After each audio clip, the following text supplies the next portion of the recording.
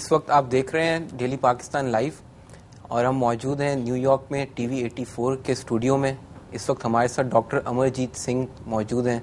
وہ ایک بہت ہی سرگرم رہنما ہے خالصتان موومنٹ کے یہاں پہ, اور تقریباً 30 سال سے وہ اس تحریک کے لیے امریکہ میں جد و جہد کر رہے ہیں.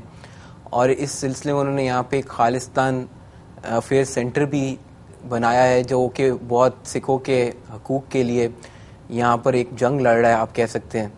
تو ہم ان سے ابھی گفتگو کریں گے اور پوچھیں گے کہ ان کی آگے اہداف کیا ہیں اور پچھلا وقت کیسا گزرا. تو سر السلام علیکم کہیں, ست سری اکال. وعلیکم السلام, ست سری اکال. تو پہلے تو ہمیں یہ بتائیں جو پاکستان میں لوگ ہمیں دیکھ رہے ہیں اور آپ کی بات سن رہے ہیں اس وقت, ان کے لیے کچھ آپ بتائیں کہ یہ تحریک جو ہے آپ کی یہ کیسے شروع ہوئی, کیا وجہ اس کی بنی, اور اب جو ہے یعنی کیسا وقت گزرا ابھی تک. سب سے پہلے تو آپ کا شکریہ, آپ ٹی وی 84 کے اسٹوڈیو میں تشریف لائے اور مجھے یہ موقع دیا کہ میں پاکستانی عوام کے ساتھ اس ذریعہ سے بات چیت کر سکوں. اگر خالصتان تحریک کا تھوڑا سا بیک گراؤنڈ دینا ہو تو میں 1947 پہ جاؤں گا, جب انگریزوں نے یہ ڈیسائیڈ کر لیا کہ انہوں نے سب کانٹیننٹ کو چھوڑنے, تو انہوں نے 3 قومیں, کیونکہ جب انگریزوں نے سب کانٹیننٹ کو لیا تو 3 امپائرز انہوں نے جو ہے وہ ڈسٹرائے کر کے قبضہ کیا. ایک مراٹھا امپائر تھا, زار ہے ہندو, دہلی میں بہادر شاہ ظفر کا مغل امپائر تھا, اور 1849 میں مہاراجہ رنجیت سنگھ کا راج جو سکھ امپائر تھا. سو 3 امپائر انہوں نے سوالو کیے اور برٹش راج اسٹیبلش کیے. سو جاتے وقت یہ 3 ہی پارٹیاں تھیں جو ٹرانسفر آف پاور کی نیگوشیشن میں شامل تھی. راؤنڈ ٹیبل کانفرنس بھی جو فائنل ہوا. یہاں ہمارا انفارچونیٹ دور یہ ہے کہ جہاں مسلمانوں کو قائد اعظم محمد علی جناح جیسے ایک قابل, ایک فار سائٹڈ لیڈر ملے, ہماری لیڈرشپ جو ہے وہ اس وقت جو نوانسز تھی سچویشن کی وہ نہیں سمجھ پائی. ان کے سامنے اپنا الگ راج خالصتان بنانے کی آپشن تھی.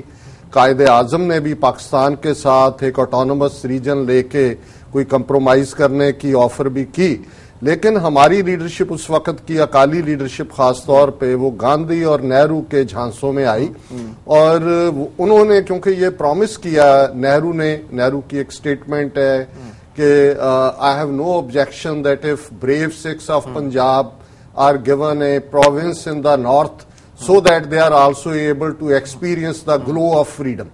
Now اسی طرح گاندھی نے کہا کوئی کانسٹیٹیوشن ایسا پاس نہیں ہوگا جو سکھوں کو منظور نہ ہو.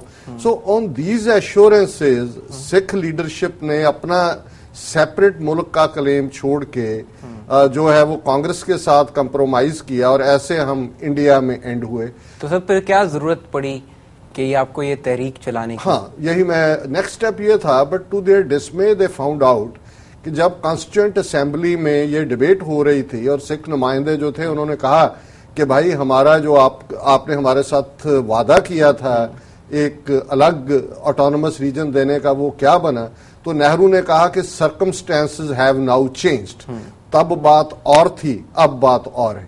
اور انڈین کانسٹیٹیوشن میں آپ کو حیرانی ہوگی کہ آرٹیکل 25B انڈین کانسٹیٹیوشن کا سکھوں, بودھیوں, جینیوں کو ہندو اعلانتا ہے, ہندو کے طور پہ, اور یعنی کوئی مائنورٹی رائٹس کی بات نہیں جی, مائنورٹی ریکگنائزڈ نہیں. اور دیٹ واز دا ٹائم جو 2 سکھ نمائندے تھے کانسٹیٹیوئنٹ اسمبلی میں, بھوپندر سنگھ مان اور حکم سنگھ, انہوں نے کہا this is betrayal of the Sikhs, this is betrayal of the promises made to the Sikhs, we reject this constitution. So Sikh نمائندوں یہ فیکٹ ہے کہ ڈی فیکٹو بے شک ہم بھارت کے نقشے میں قید ہوئے, لیکن ڈی جیورس ہم نے بھارت کو نہیں مانا. سکھ نمائندوں نے کانسٹیٹیوشن کے ڈرافٹ پہ دستخط نہیں کیے, سو ہم انڈیا کا تب بھی حصہ نہیں تھے. اور پھر آلموسٹ 50 سے لے کے 1984 تک 37 سال پیسفل طریقے سے جدوجہد ہوئی. کبھی پنجابی زبان کو ریکگنائز کروانے کے لیے, کبھی پنجابی سپیکنگ ایریاز کو پنجاب میں لانے کے لیے, کبھی پنجاب کا کلیم پنجاب کے واٹرز کے اوپر. اور جب لاسٹ میں 1982 میں ایک دھرم یدھ مورچہ شروع ہوا ہے جس میں 2 لاکھ سکھوں نے گرفتاریاں دی اور سنت جرنیل سنگھ خالصہ بھنڈراوالے جیسے کیریزمیٹک لیڈر ابھرے, تب وقت تھا کہ اندرا گاندھی نے 3 جون 1984 کو فل سکیل آرمی اٹیک, جو سکھوں کا مکہ ہے دربار صاحب, اکال تخت اور 37 اور جو ہسٹوریکل گردوارے تھے ان پہ حملہ کیا. اور اس کے بعد جو ہمارا, کیونکہ اکال تخت کو ایک کھنڈرات بنا دیا, تب سکھ ایک بہت بڑا, ہم اسے سربت خالصہ کہتے ہیں, وہ اکال تخت کی اس کھنڈرات پہ اکٹھا ہوا اور انہوں نے کہا کہ ابھی نو مور ود انڈیا ناؤ, اب خالصتان کے بنا ہمارے پاس کوئی چوائس نہیں ہے.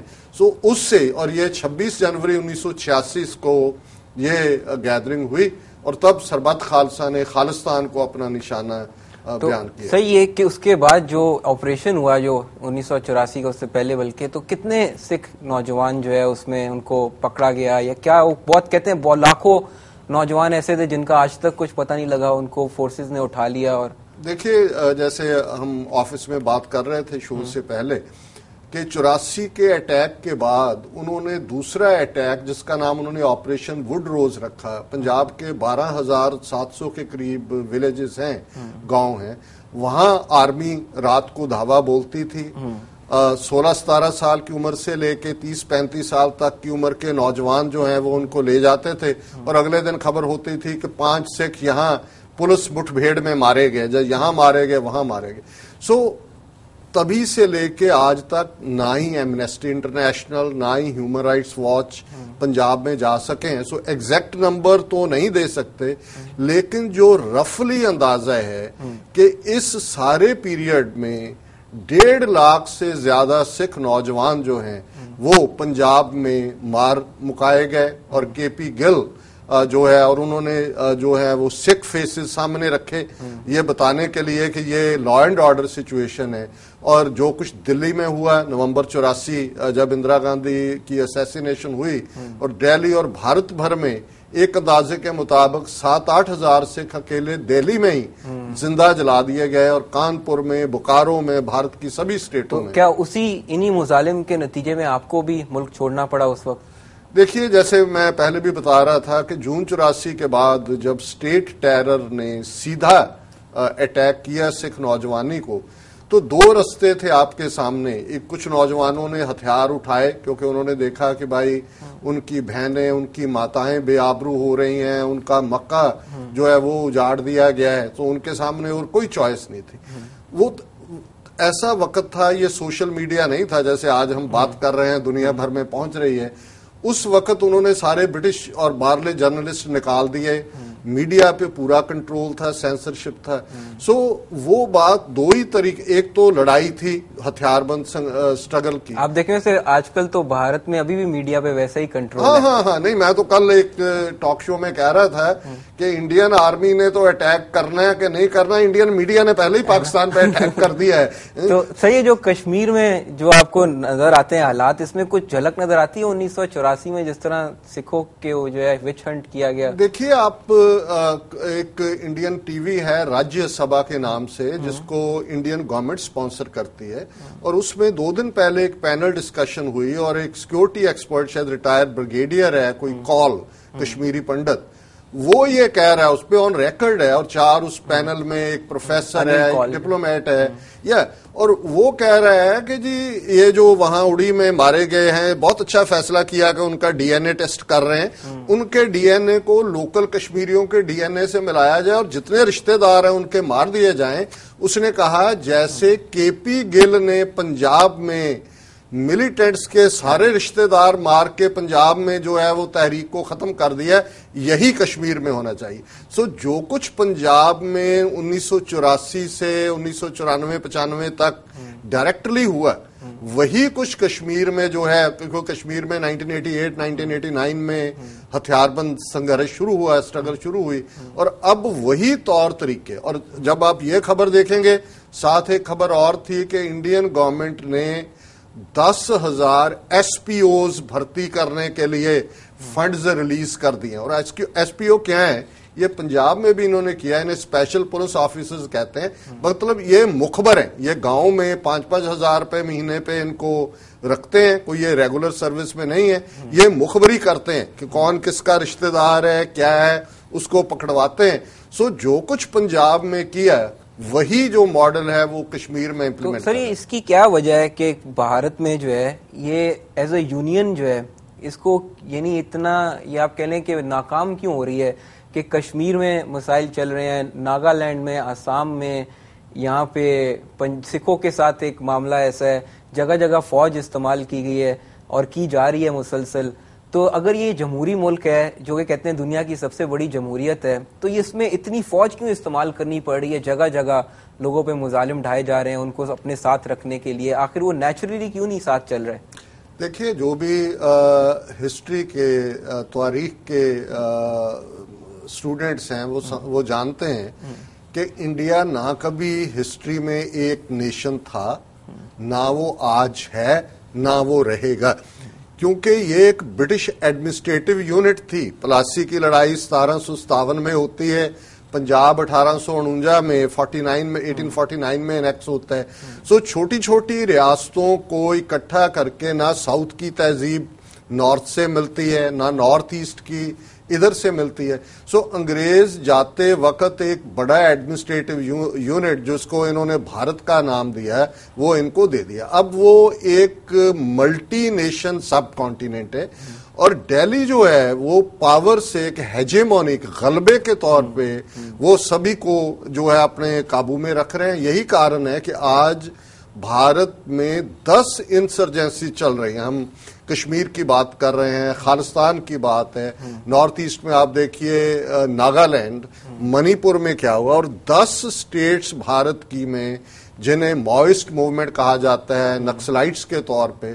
اور یہ ان کی اپنی انٹیلیجنس ایجنسیوں کی بریفنگ تھی کہ 50,000 کارڈر ہے ماوسٹ کے پاس, کرناٹکا میں, اڑیسہ میں, چھتیس گڑھ میں, جھارکھنڈ میں. سو انڈیا ویسے ہی ایک آرٹیفیشل یونین ہے جیسے سوویت یونین تھی اور الٹیمیٹلی 15 حصوں میں ڈیوائیڈ ہوئی, جیسے یوگوسلاویا کریٹ کیا گیا تھا اور الٹیمیٹلی سربیا, کروشیا, میسیڈونیا, کوسوو وہ سبھی اس میں سے نکلے.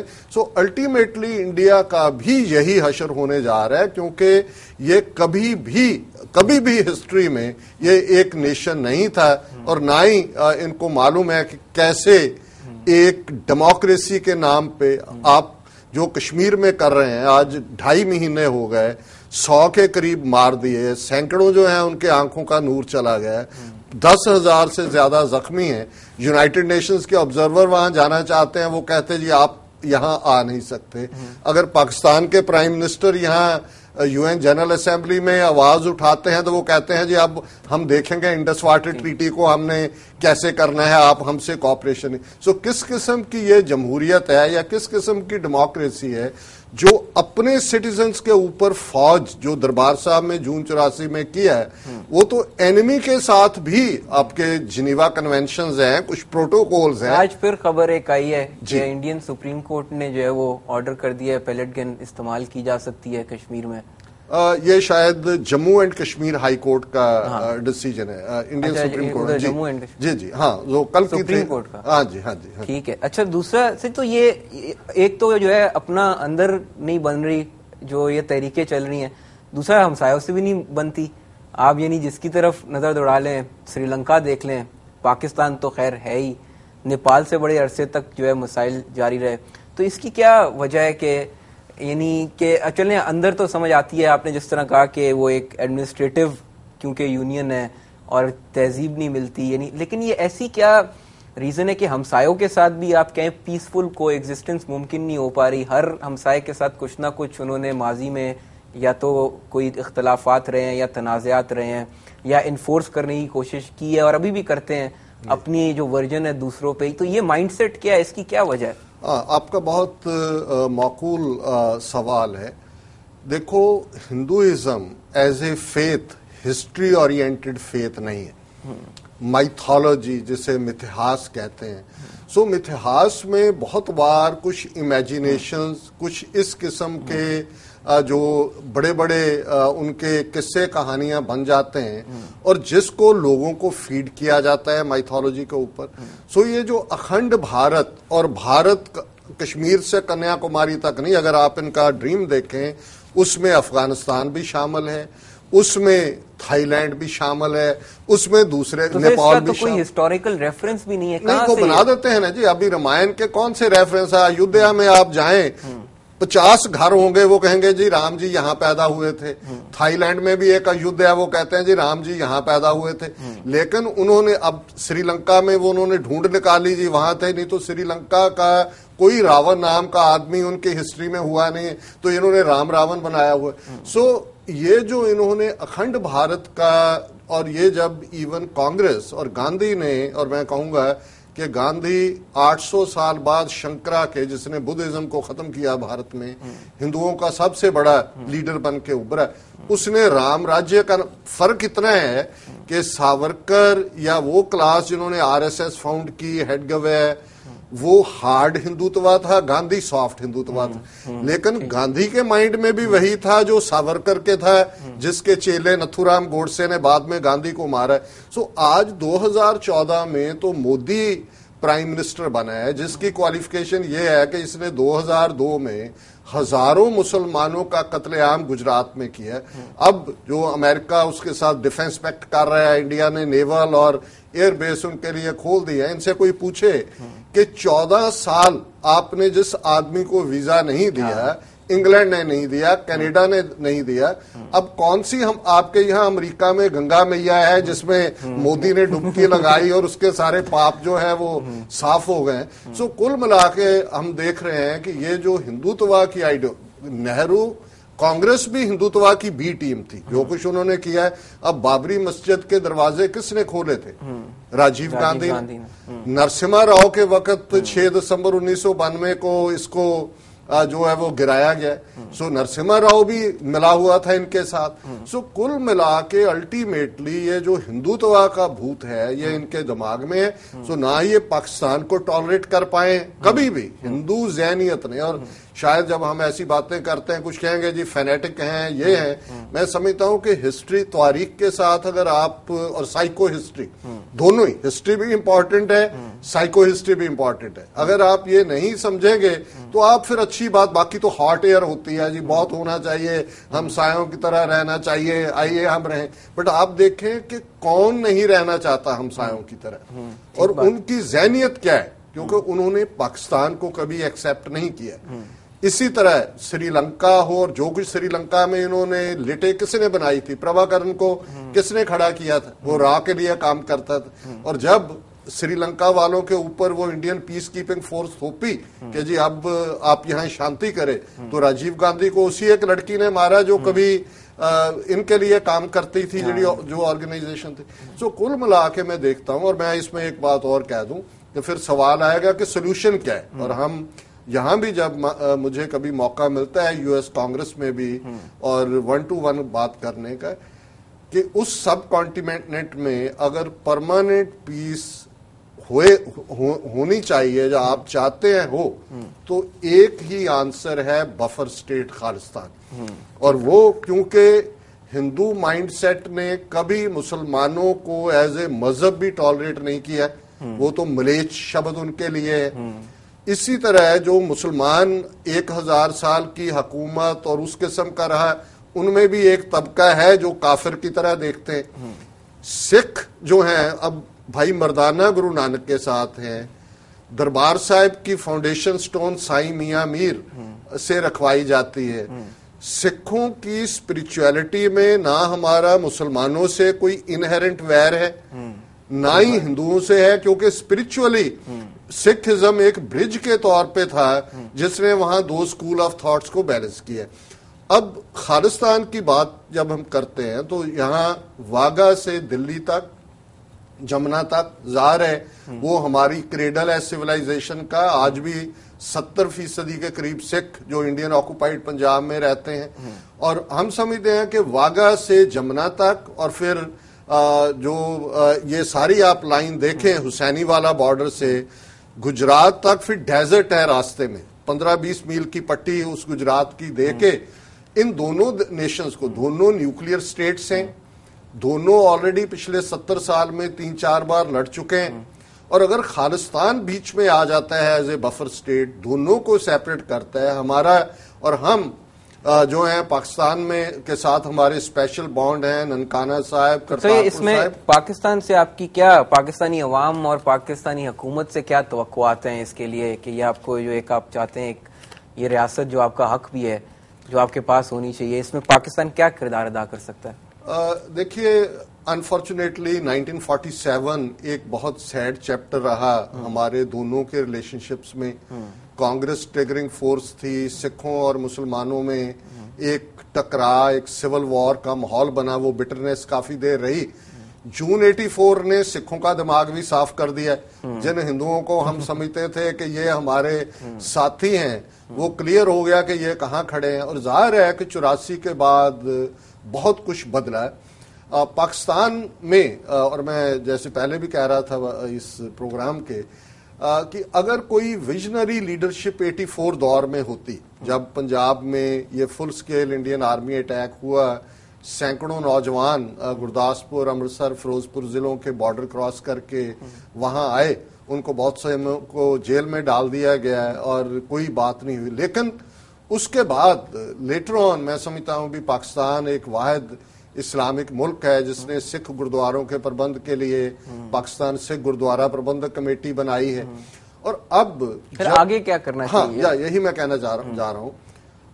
اب جب کہ انڈیا نے بلوچستان کا کارڈ بھی اٹھا لیا ہے، انڈس واٹر ٹریٹی بھی پہ بھی سوالیہ نشان لگا دیا ہے، سو اب پاکستان کے اوپینین میکرز، لا میکرز، ڈیسیجن میکرز کس بات کے انتظار کر رہے ہیں؟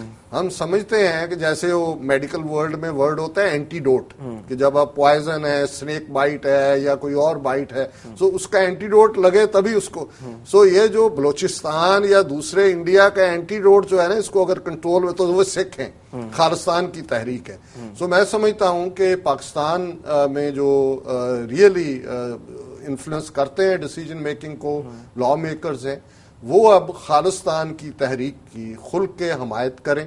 اس کے لیے انہیں وہاں بے شک آفیشیل ریکگنیشن کسی لیول پہ دینی پڑتی ہے، کوئی نہ کوئی. کیونکہ بہت سارے میں نے یہاں پہ جو ہے اپنا سکھ برادری کے لوگوں سے میری ملاقات جب ہوئی تو مجھے پتہ لگا کہ بہت سارے ایسے لوگ بھی جن کو یہاں سے بھارت جانے کی بھی اجازت نہیں ہے، نہیں وہاں سے پاسپورٹ نہیں ملتا، یا یہاں کے شہری ہیں ان کو ویزا نہیں ملتا.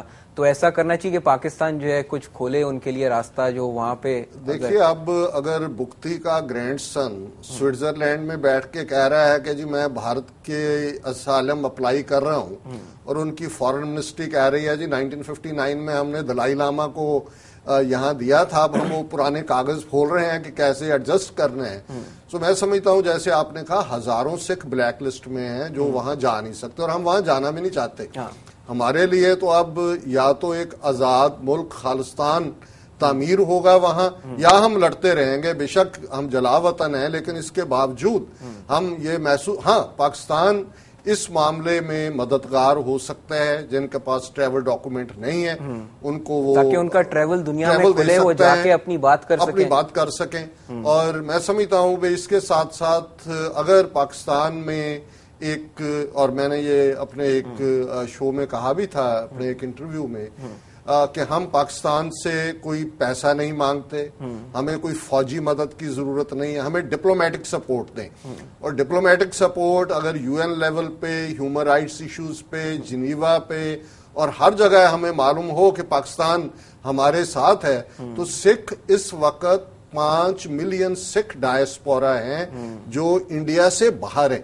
امریکہ میں 1 ملین سکھ رہتے ہیں، کینیڈا میں اتنے کے قریب سکھ ہیں، انگلینڈ میں اتنے. آج امریکن یو ایس کانگریس سکھ کاکس بنی ہوئی ہے جس میں ریپبلکن اور ڈیموکریٹ دونوں کے 50 سے زیادہ کانگریس مین ہیں. سو ہم تو وداؤٹ نیشن بھی ایک سٹرینتھ رکھتے ہیں. 150 سے زیادہ ملکوں میں ہمارے گردوارے ہیں اور وہ ہماری ایمبیسیز کی طرح ہو سکتے ہیں. اگر پاکستان، اور میں سمجھتا ہوں کہ 84 کے بعد پاکستان نے وہ اپرچونٹی مس کی، وہاں وہ ویژن نہیں تھی. آج پاکستان کے لیے بھی سروائیول کی لڑائی ہوگی. جس قسم کا جو فطور اب ان کے دماغ میں چڑھا ہوا ہے، اور میں سمجھتا ہوں کہ ہمارا کوئی اختلافات نہیں ہے. 47 تک تھے, انٹرسٹ بھی کلیش کرتے تھے پرٹیکولرلی ڈویژن کے وقت. آج جتنی سکھ پاپولیشن ہے, 70% سکھ پاپولیشن پنجاب میں, ہمارے پاس 50,300 اسکوائر کلومیٹر ٹیریٹری ہے پنجاب کی, انڈین آکوپائیڈ پنجاب, جہاں سکھ میجورٹی میں ہیں. 5 ملین سکھ ڈائسپورا. اگر ہمیں ڈپلومیٹک سپورٹ ملے تو ہم بہت جلدی جو ہے وہ اپنے نشانے کے قریب ہو سکتے. صحیح, یہ جو ابھی بڑا جنگ کا ماحول بنا ہوا ہے پاکستان انڈیا کے درمیان, تو یہ اڑی حملہ اس کو ایک بیس بنایا گیا اس ساری جارحیت کا. آپ نے جیسے پہلے بھی کہا کہ انڈین میڈیا نے تو جنگ شروع کر دی ہے, تو اس پہ آپ کا کیا کہنا ہے کہ ایک حملہ ہوتا ہے, اس کے کچھ گھنٹے کے اندر ہی 2-3 گھنٹے میں یہ پتہ لگ جاتا ہے کہ یہ پاکستان سے حملہ آور آئے, یہ چیزیں بھی پوری وہ سامان لے کے آئے وہاں سے, جیسے پکنک منانے آئے وہاں پہ. تو یہ کیا, اس کے پیچھے کیا سوچ ہے اور کیا مقصد ہے اس سارے ہنگامے میں؟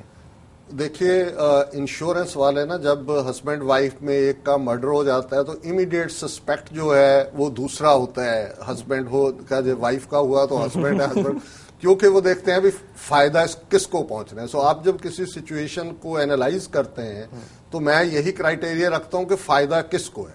چلو پہلے ہم پاکستان سے شروع کرتے ہیں. جو اگر انڈین کہتے ہیں جی پاکستان نے کیا, ISI نے کیا. اب کشمیر میں لاکھوں لوگ سڑکوں پہ نکلے ہوئے ہیں. آج کشمیر فوکس آف اٹینشن ہے globally. United nations general assembly کا سیشن چل رہا ہے.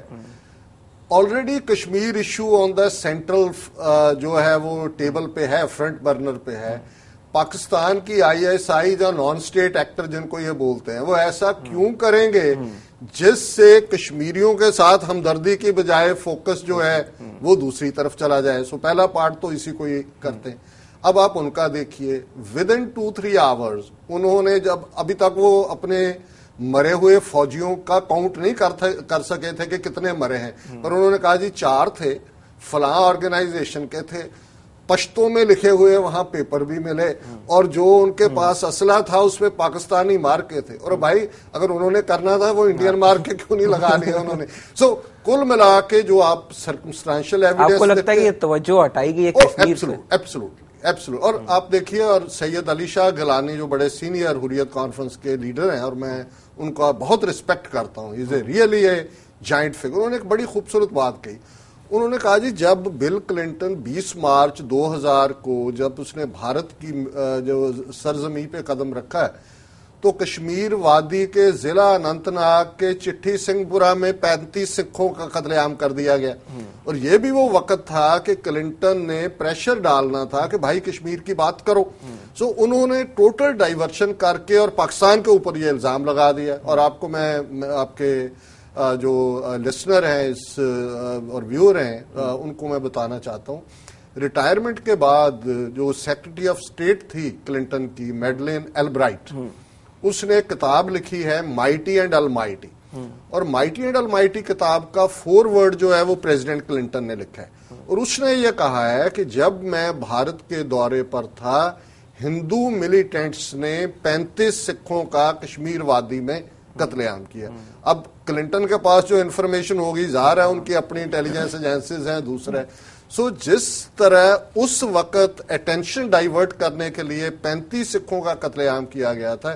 سو اڑی آپ 6 کلومیٹر دور ہیں, آپ کے کیمپ لگے ہوئے ہیں, ڈوگرا ریجمنٹ ہے, بہار ریجمنٹ ہے, 4 آئے اندر لکے رہے اندھیرے میں, صبح تک آپ کو پتا کیا ہے یہ کاک اینڈ بل سٹوری کس کو یعنی ایک مرتبہ پھر اسی طریقے سے بنایا جا رہا ہے. دس از دا ریپیٹ آف چٹھی سنگھ پورہ. شکریہ بہت بہت. اس وقت ہم جو ہے موجود تھے ڈاکٹر امرجیت سنگھ صاحب کے ساتھ TV 84 کے اسٹوڈیو میں نیو یارک سے. تو ویسے تو ان کا تجربہ اتنا وسیع ہے اور جدوجہد اتنی لمبی ہے کہ ہم گھنٹوں یہ باتیں کر سکتے تھے, لیکن کیونکہ وقت محدود ہے تو ہم سر آپ کا بہت بہت شکریہ ہمارے ساتھ شامل ہونے کا, گفتگو کرنے کا. ہمارا بیسک مقصد یہ تھا کہ ہم پاکستانی بھائیوں کو بھی یہ بتائیں کہ آپ کی جدوجہد کیا ہے, خالصتان تحریک کیا ہے, اور کیا کیا مظالم آپ پہ ڈھائے گئے آپ کی برادری پہ. شکریہ بہت بہت. شکریہ آپ کا بھی. Thank you.